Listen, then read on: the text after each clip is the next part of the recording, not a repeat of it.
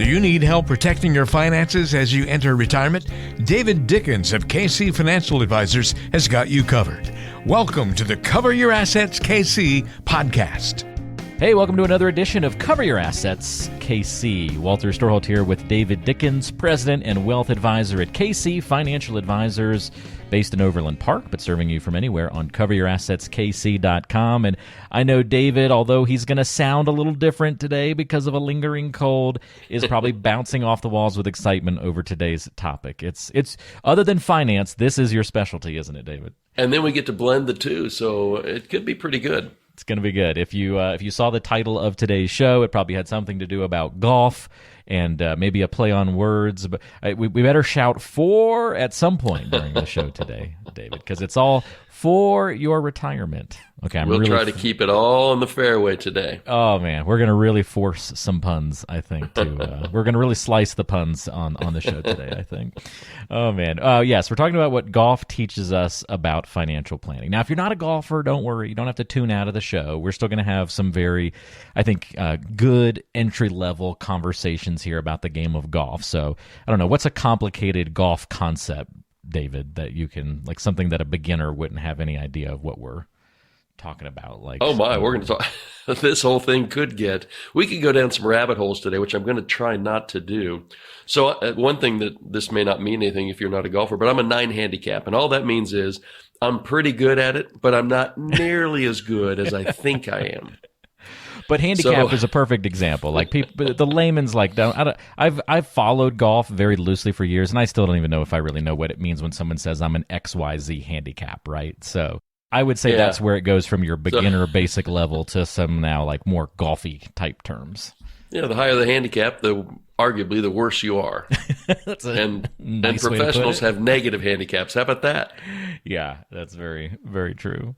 I love it. This analogy will eventually break down. And so like all good analogies, you take it far enough and it's going to break down. And so we have some really good golfers I know that listen to the show. And so they're going to go, well, I might have said that a little different, but just kind of go along with this. I think it's going to be, I think we're going to have some fun, and I hope I can tie these together, the two different things, financial planning and golf, such that, the analogy will work for as long as we're on this podcast. I think it's going to be fun. We are definitely going to learn some lessons of how the game of golf can help you plan for a successful retirement. So David and I coordinated, and we have at least 3 good examples that we can walk through where these two worlds of golf and retirement intersect. And so let's hop into the first one, David. Hitting a hole-in-one, whether you're on the putt-putt course or a par 3, at the Masters, doesn't matter. A hole-in-one, always exciting. I'm sure you've even seen maybe your kids and your grandkids, their excitement level over a hole-in-one at putt-putt, just as exciting as when you see, I don't know, Jordan Spieth do it at some tournament and pumping the fists and getting all excited, right?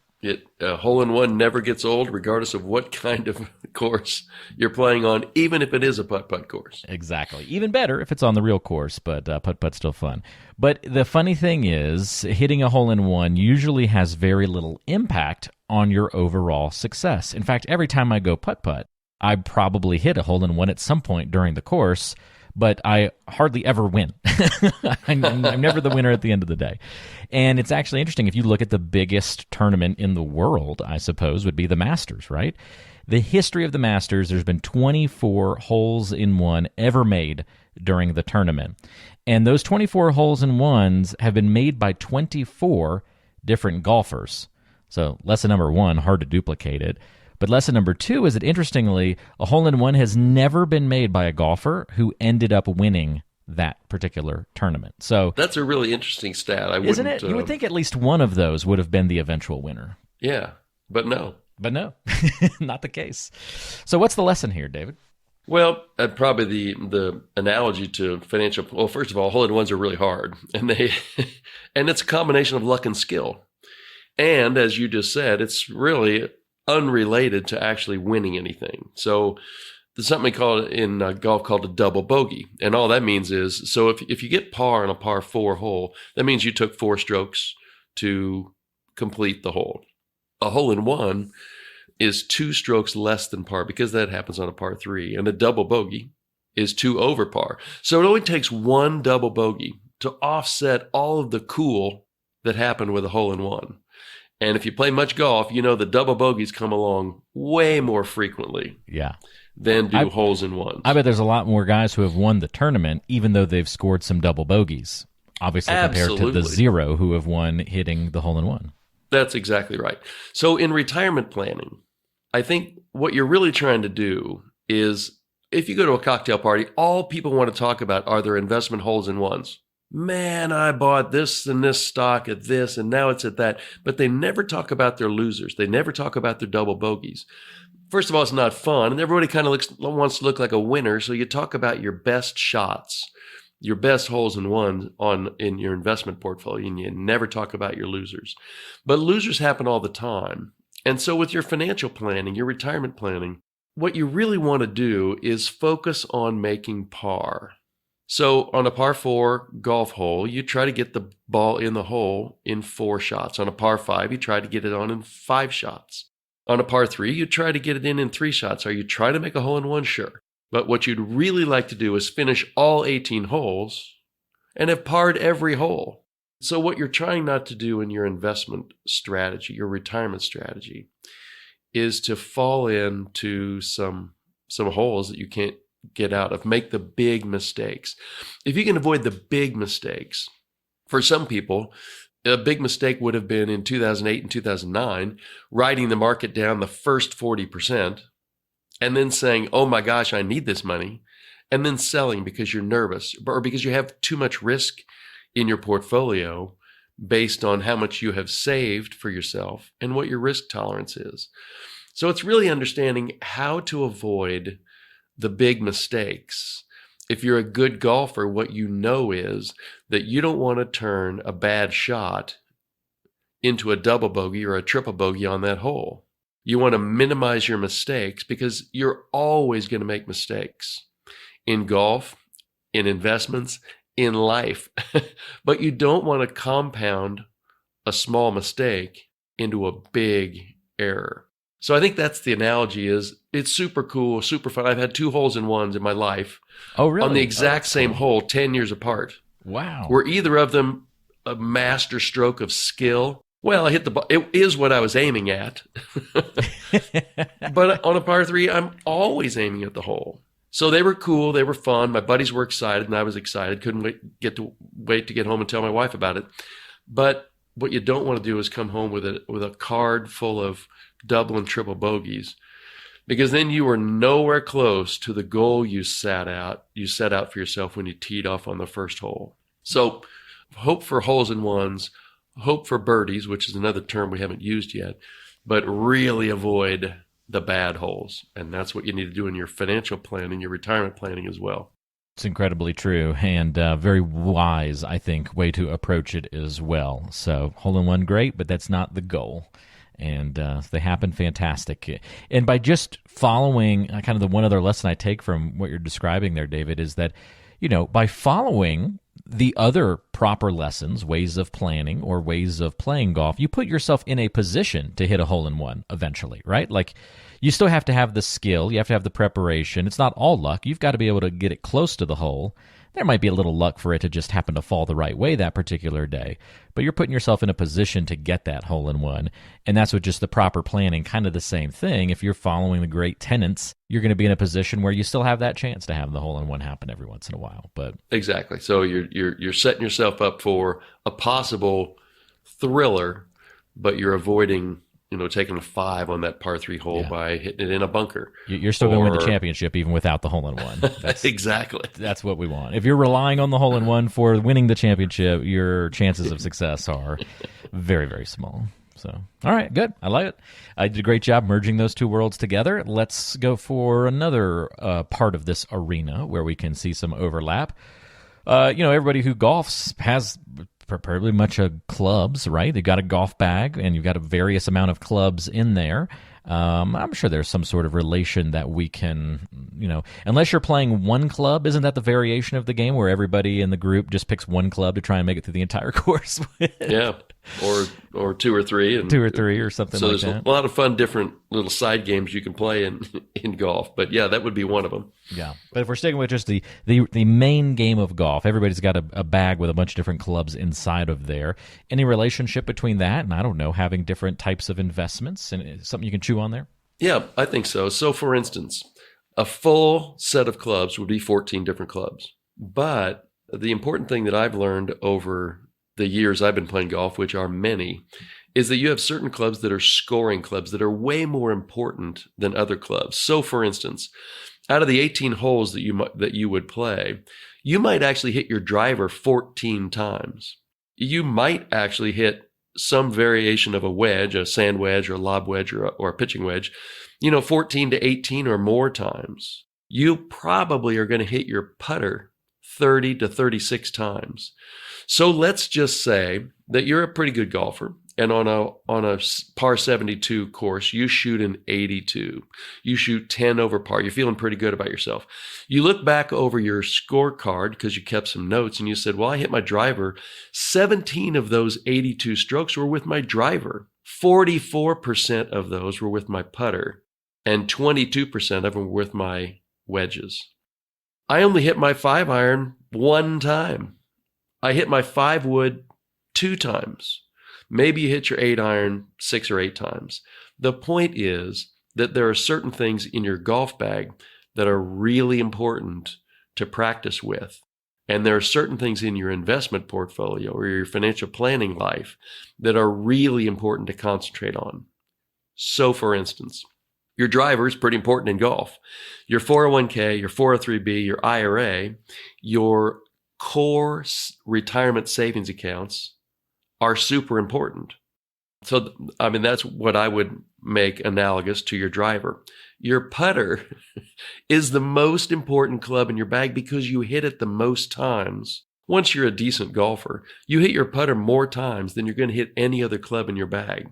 Well, in retirement, that's probably your Social Security, your pension, if you have one, and any annuity that you might have that's going to provide you guaranteed income in retirement.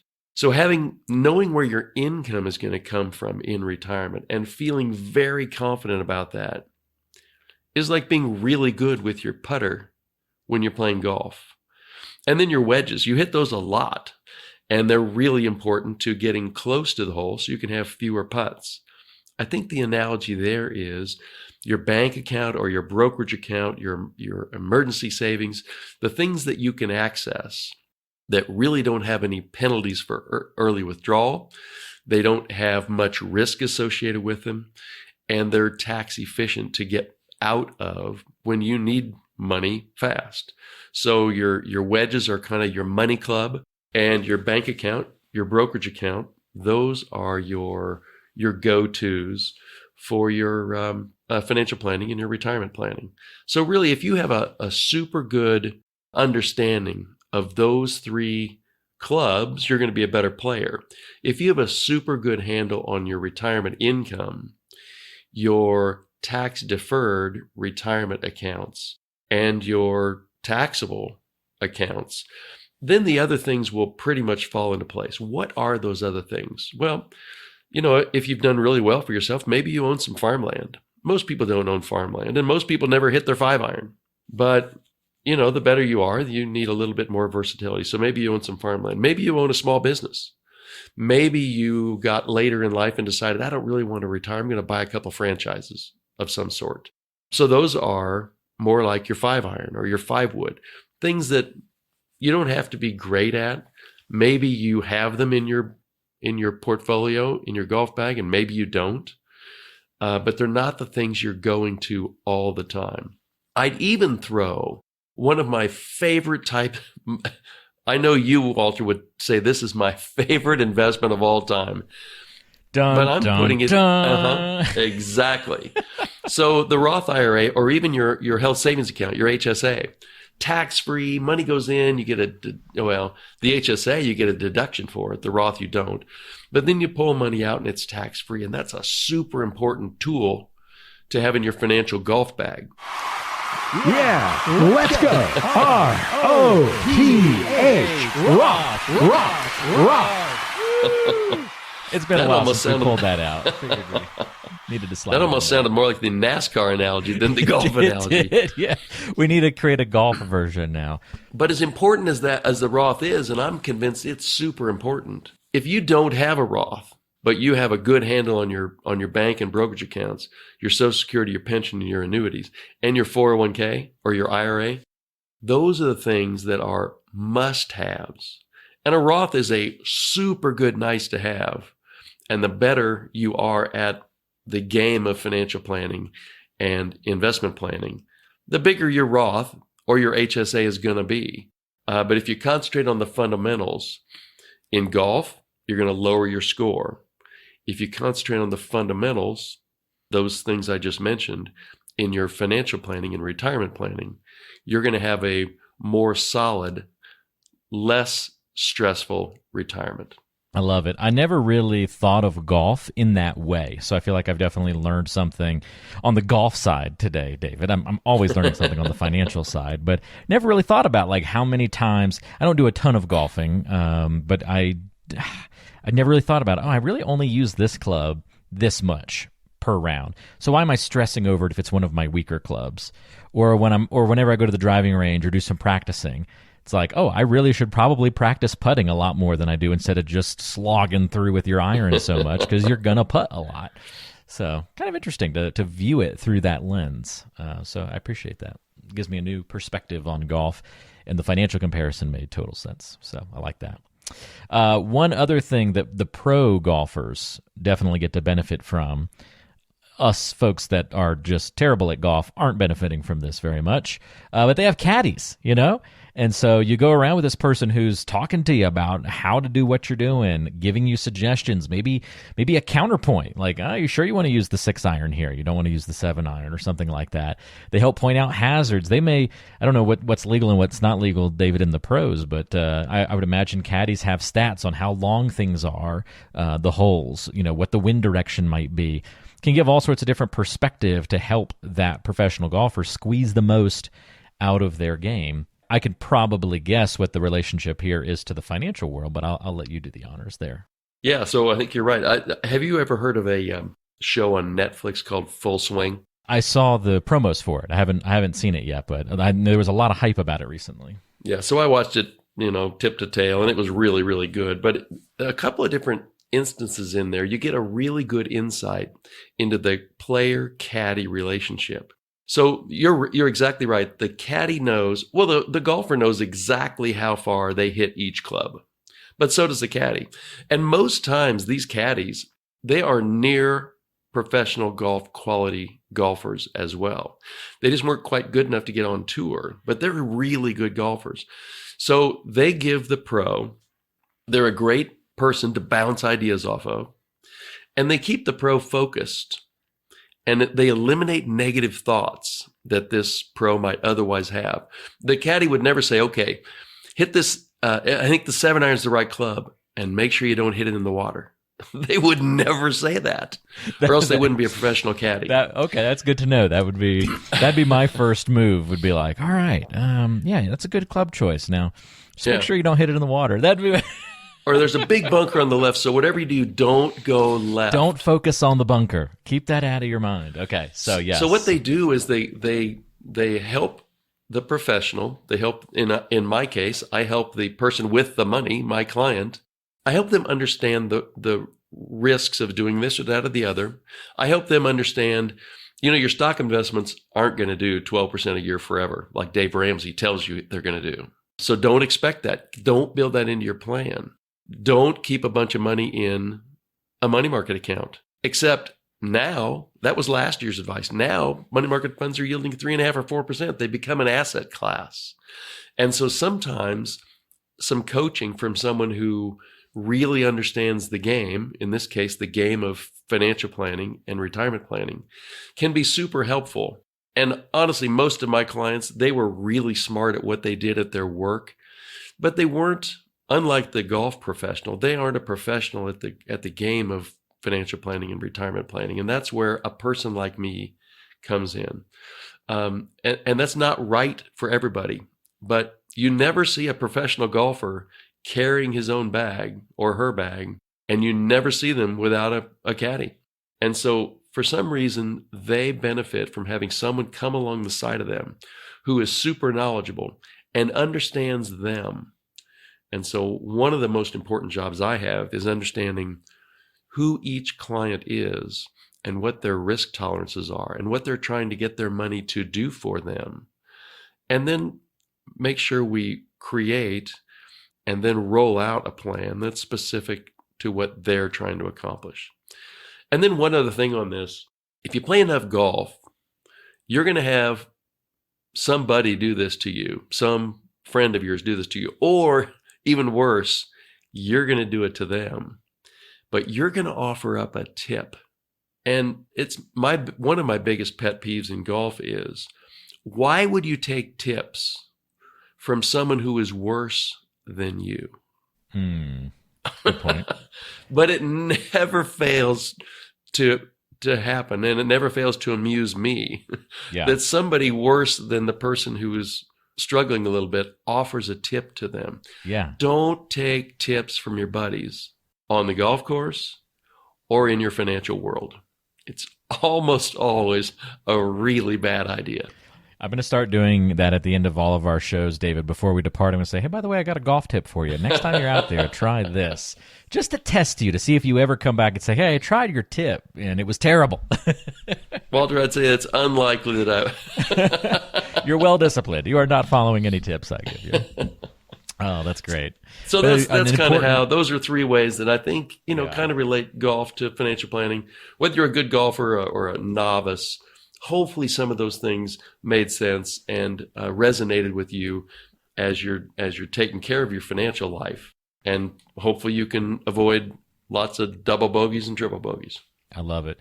Important to listen to the right folks, but also to know when not to listen, right? That's just as much of a skill as when to take advice as when not to take it. Just as choosing the right club or the right investment in your portfolio.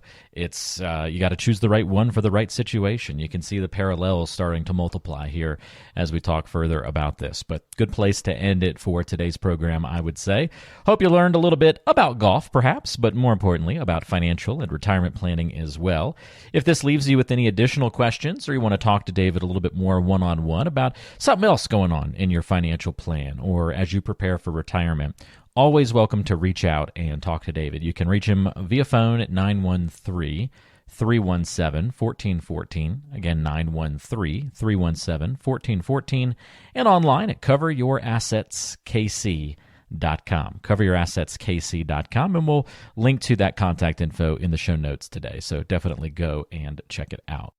David, really appreciate it. Glad we could hit your expertise in two different areas today, and we'll have another good topic on deck next week. Yeah, we'll abandon the golf course for next week. I'm working on an idea. I've had a number of meetings over the last 3 months with clients and prospects, and it's just a good reminder that when you're not in this world full time, you can get kind of mixed up on a lot of the basics. And so we're going to kind of go back to some of the basics next week, hopefully interesting for even our really good do-it-yourselfers. But I think it'll be a good podcast, so we'll see what that brings. Hey, there's even some golf crossover there, right? Even though you're a really good golfer, I bet sometimes when you go out to the driving range or you're maybe having a rougher day on the course, you got to say, all right, back to basics. Let me practice the fundamentals. Never gets old to get back to exactly. basics. So, perfect. So we'll keep that rolling next week. We'll talk about some retirement savings basics and more. We'll see you next time on Cover Your Assets, KC. Investment advisory services offered through ChangePath LLC, a registered investment advisor. ChangePath LLC and KC Financial Advisors are separate companies.